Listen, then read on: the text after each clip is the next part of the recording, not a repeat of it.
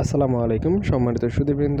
আজকে আমরা যাব জীবন আলো কর্তৃক আয়োজিত কোম্পানীগঞ্জ উপজেলার মুসাফর ক্লোজার সংলগ্ন ছোট্ট সুন্দর একটা এতিমখানায়।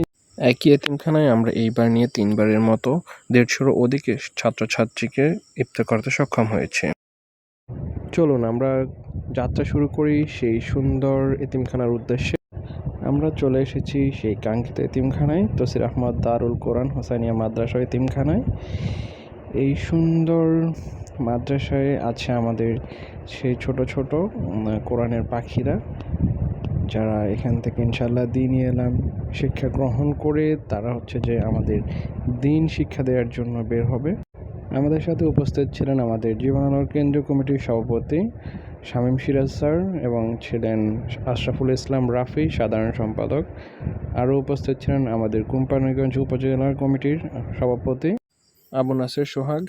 এখন আমরা দেখতে পাচ্ছি আমাদের সুন্দর সেই কোরআনের পাখিরা আমাদের ইফতার সামগ্রীগুলো মসজিদে এনে একত্রিত করতেছে, যেখানে আমরা ইনশাল্লাহ ইফতার করব সবাই একসাথে। আমার বন্ধু রাফি সে নিয়ে যাচ্ছে ইফতার সামগ্রী। ইনশাল্লাহ আমরা জীবন আলো পরিবার এই সুন্দর এতিম বাচ্চাদের সাথে সর্বোচ্চটা দিয়ে চেষ্টা করব প্রতিটা বছর এই কার্যক্রমগুলো চালিয়ে নিয়ে যাওয়ার জন্য। আমাদের সাথে ছিলেন আরও এই গ্রাম অঞ্চলের দিনমজুর খেটে খাওয়া মানুষ। ইনশাল্লাহ আমরা সবসময় তাদের পাশে থাকা সর্বোচ্চটা দিয়ে চেষ্টা করব।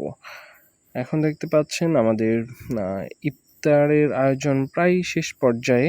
আমাদের ছাত্ররা ইফতার নিয়ে বসে পড়েছেন ঠিক ইফতারের পূর্ব মুহূর্তে, এবং আমাদের সাথে ছিলেন আমাদের বন্ধু রুবেল, তামজিদ, মামুন ভাই, এবং ছিলেন ছোট ভাই মিনহাজ, রাদমি, অনিক, সাকিব, আরও অনেকে, এবং ছিলেন আমাদের সাথে আমাদের জীবন আলোর শুভাকাঙ্ক্ষীরা। এখন আমাদের সম্মানিত সভাপতি শামীম সিরাজ স্যার আমাদের ছাত্রদের জন্য কিছু উপদেশমূলক বাক্য দিয়েছেন। ধন্যবাদ সবাইকে এতক্ষণ আমাদের জীবন পরিবারের সাথে থাকার জন্য। আসসালামু আলাইকুম।